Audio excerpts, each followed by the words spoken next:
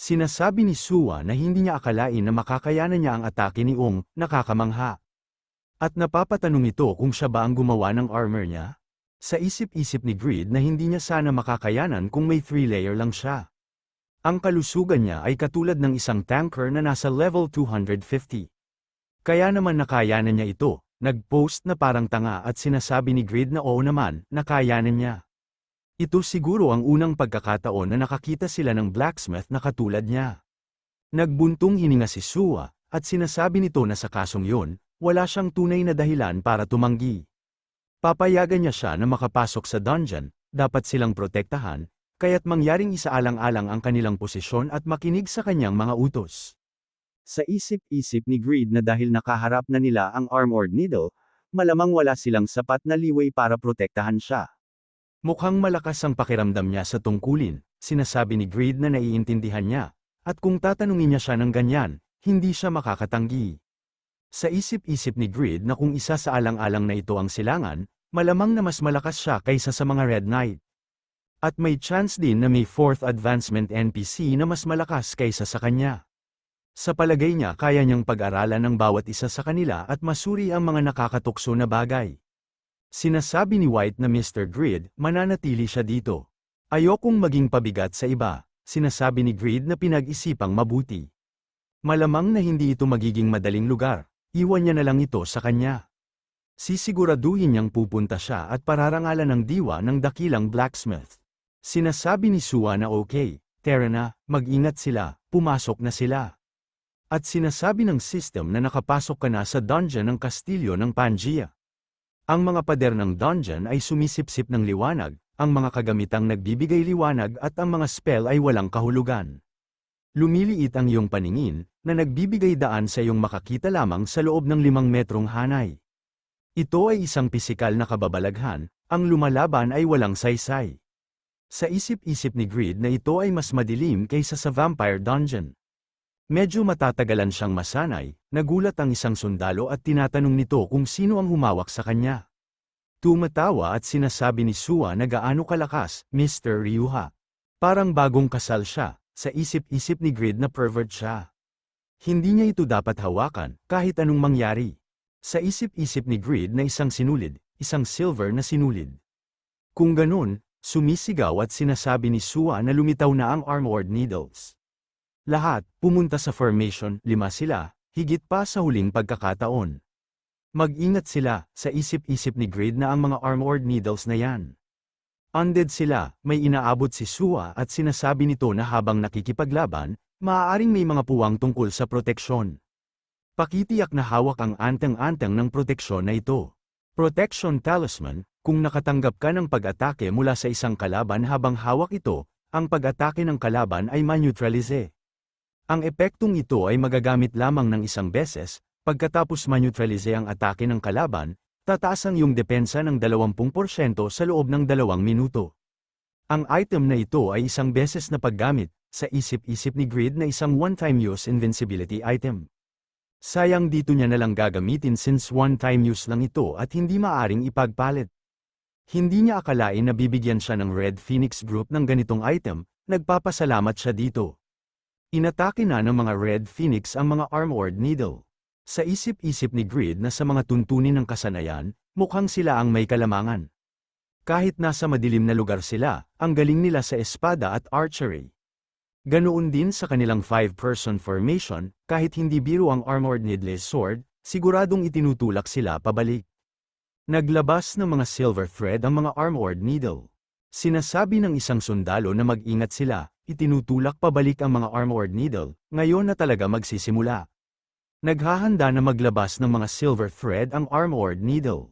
At bigla itong naglabas ng mga sinulid at tinamaan ang mga sundalo. Nakaiwas ang isang sundalo, sa isip-isip ni Greed na isang dugo na napakainit na maaari pang matuno ang silver armor, at gawing sinulid. Ito ba ang damage output ng silver thread? Ang Red Phoenix Group ay naibak sa isang sulok. Isang sandata na maaaring gamitin sa pag-atake sa maraming paraan, may mataas na damage output, at may mataas na durability. Medyo nakakalito, kung makukuha niya ito, maaari siyang gumawa ng isang bagay na kawili-wili. Mukhang mahirap ang pag-iwas, dapat niyang gamitin ang mga God Hand.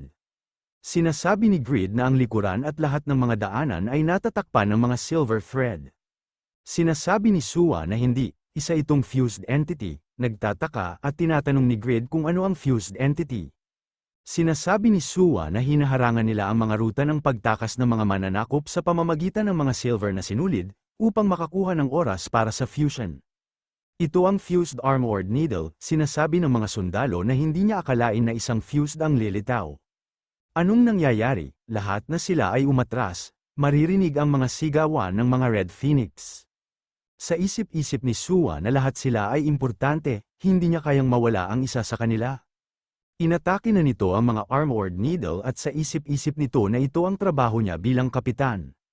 Kailangan niyang ibalik ang lahat ng buhay, nag-aalala naman ang mga sundalo ng mga Red Phoenix, at sinisigaw nila ang pangalan ng kanilang kapitan. Sumisigaw at sinasabi ni Sua na bibigyan niya sila ng oras. Pakiusap, kunin nila ang benefactor at umatras, may paparating na atake papunta kay Sua at may mabilis na pumunta sa likod nito, at bigla nitong kinuha si Sua. At tumama lang sa lupa ang atake ng mga armored needle. At sinasabi ng kumuha kay Sua na marami siyang gagawin. At napapatanong ito kung bakit niya siya pinapabalik. Sumisigaw si Sua at sinasabi nito na benefactor, di ba sabi niya tumakbo siya? Anong ginagawa niya? Pinagsapalaran niya ang lahat para makakuha ng oras. Sinasabi ni Grid na hindi niya papayagan na mamatay siya ng mag-isa. Isipin niya ito bilang pasasalamat sa anteng-anteng. Kinuha ni Grid ang kanyang great sword, at umatake na ito, at ginamit nito ang pag-mass sword dance, wave. Wave, nakikitungo ng 230% physical damage sa lahat ng mga kaaway sa loob ng 1 metrong radius at nagpapabagal sa kanila. Sa isip-isip ni Grid na mabagal ang epekto ng wave kaya hanggang ngayon ginagamit niya ito ng maayos. Ngunit dahil ito ay may pinakamababang damage output sa mga sword dances, hindi niya na ito gaanong ginagamit simula nang makumpleto ang third advancement. Ngunit gayunpaman, ito ay dapat na sapat upang masira ang mga ito. Sinasabi ng system na nakagawa ka ng 15,319 na pinsala sa target. Ang bilis ng target ay nabawasan ng 63%, nakagawa ka ng 16,004 na pinsala sa target. Ang bilis ng target ay nabawasan ng 59%, pinahirapan mo. Sumugod na din ang mga God Hands, at hinaranggan nito ang mga dugo ng armored needle. Nagtataka at sa isip-isip ni Sua na hinaharangan ng mga artifact ang dugo ng armored needles. Isang antas ng swordsmanship na hindi niya ma-imagine na siya ay isang blacksmith. At isang artifact na tila nanggaling sa Shangri-La habang kusang humaharang sa dugo. Baka si Daoist ang lalaking ito, huminto si Grid sa pagtakbo at sinasabi nito na dahil nabawasan ang kanilang bilis, hinihingal na sila. Sa ngayon, manatili sila dito. Nakikiusap si Sua na sabihin niya sa kanya ang kanyang pagkakakilanlan. Narinig niya na nahandle niya ang white phosphorus tree. Si Daoist ba talaga siya? Sa isip-isip ni Grid na nabanggit nga nila ang isang legendary blacksmith. Baka hindi nila alam ang pangalan ni Pagma. Sinasabi ni Grid na huwag na muna nilang pag-usapan si Daoist at isang tabi muna ito. Sila ay mukhang masyadong mahihina. Kung isinasaalang-alang ito ay isang grupo ng ekspedisyon. Kadalasan bang ganito? Sumisigaw at sinasabi ng isang sundalo na hindi totoo yan, ang armored needles ay karaniwang hindi gumagalaw sa isang grupo. Kadalasan, wala pang 3 ang lumalabas sa isang pagkakataon, nagbuntong hininga ang isang sundalo at sinasabi nito na pero sa pagkakataong ito, mas marami na sila, normally, 8 sa kanila ang kailangang magsanib puwersa para talunin ang isa lang sa kanila. Sinasabi ni Sua na ngunit gayunpaman, pinrotektahan niya sila, benefactor. Sa kabila ng katotohanang dapat sila ang nagproprotekta sa kanya. Ito ay dahil kulang siya sa lahat ng kakayahan ng isang kapitan. Humihingi siya ng paumanhin at nagpapasalamat din siya. Pasugad na ang isang armored needle, at napansin ito ni Grid at sa isip-isip nito na nalagpasan na nila ang mga God Hand na may hawak na Mjolnir hammer. Sa isang mabagal na estado sa ibabaw nito, inatake nito ni Grid at sinasabi nito na kukunin niya ang atensyon nila, manatili sila dyan. Sa isip-isip ni Grid na ang pinakamalakas na God Hand ay napigilan, at ang iba ay abala sa pag-iwas sa mga silver threads. Kaya may dahilan kung bakit nila siya pinasa sa gatekeeper test. Lahat ng armored needles ay nasa level ng mid-boss. Sumisigaw at tinawag ni Grid si Noe, at si Randy, at sinasabi nito na kumalat sila at gamitin ang konektadong daanan upang maakit sila. Itataboy nila sila sa dead end sa kaliwa, nagtataka at sinasabi ni Sua na isang summon. At may isang clone, at sa isip-isip nito na isang Daoist. Siguradong Daoist siya, sinasabi ni Noe na naakit niya na sila. Tumatawa at sinasabi ni Greed na gaya ng inaasahan sa undead.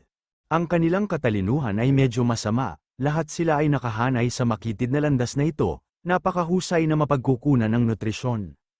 Umatake na si Greed at ginamit nito ang linked kill wave. Sinasabi ni Greed na hindi niya kayang naaksidenteng sayangin ang isang talisman dahil lang hindi niya sila sineseryoso.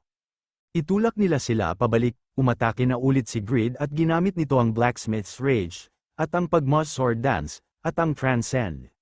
Sinasabi ng system na ginamit mo ang Blacksmith's Rage. Sa loob ng 35 segundo, tataas ang iyong attack power ng 25% at attack speed ng 40%. Transcend, ang iyong lakas sa pag-atake ay nadobli, at ang iyong mga pangunahing pag-atake ay nababago sa mga long-range attack. Napapasigaw ang mga armored needle sa mga atake, at napuputol ang mga ito. Tumatawa at sinasabi ni Greed na dahil mabagal na siya, manahimik na lang siya at ituloy niya na lang yan. Sinasabi ng isang sundalo na ang lakas, sobrang lakas niya. Sinasabi ni Sua na sobra siyang nakafocus sa harap. Mayroon nakatusok na isang silver thread sa likod ni Greed. Sumisigaw at sinasabihan niya si Greed na huwag, sa likod. Mag-ingat siya, nakangiting sinasabi ni Greed na gamitin ang kanilang katawan, overgeared skeleton. Ang mana recovery rate ay kaloob ng Diyos, ang Ring of Absurdity ay mahusay para dito. May unlimited revive sila, overgeared skeleton, ulitin nila ulit. Nabuhay ulit ang mga skeleton, at nabuo ulit, at nawasak ulit, at lumipad ang ulo. Sinasabi ng system na ang overgeared skeleton 1 at overgeared skeleton 2 ay nasasanay na sa silver thread. Sa isip-isip ni Greed na akala niya magiging kapaki-pakinabang lang sila pagkatapos ng ilang buwan, ngunit nagsimula na silang mag-adapt. Ibig sabihin nalaman na nila ang mga katangian ng silver thread. May posibilidad na mag-evolve pa sila dahil dito, gayunpaman, kahit na yun ang kaso, sila ay nasa level 1 lamang, kaya ang kanilang tanging kakayahan ay makatanggap lang ng 2 pag-atake. Sinasabi ni Greed na dapat niyang silang paghulihin ng ilang mga manok pagkatapos nito, para tumaas ang kanilang mga level. Well, back to you guys, hindi namamalayan ni Greed na tinamaan na pala siya ng mga silver thread sa kanyang dibdib. Sinasabi ng system na naka-receive ka ng damage, ang protection talisman ay na-activate na. Isang defensive barrier ang mga block damage ay nabuo. Ang iyong depensa ay tumaas ng 20% para sa susunod na 2 minuto, sa isip-isip ni Greed na nakakainis itong silver thread, wala siyang natanggap na sobrang pinsala dahil sa talisman, pero nawala niya ang gusto niyang isave. Sinasabi ng system na ang overgeared skeleton 1 at ang overgeared skeleton 2 ay nasanay na sa silver thread. Ang overgeared skeleton 1 at overgeared skeleton 2 ay natutunan ng kasanayang na silver thread dodge. Silver thread dodge, type, passive, may mababang tsansa na makaiwas sa silver thread attack ng elite monster, na ang armored needle, tinatanong ni Greed na lumakas na ba sila. Tumawa lang na parang loko-loko ang skeleton, naiinis naman dito si Greed at sinasabi nito na tinatanong niya siya kung lumakas na ba sila.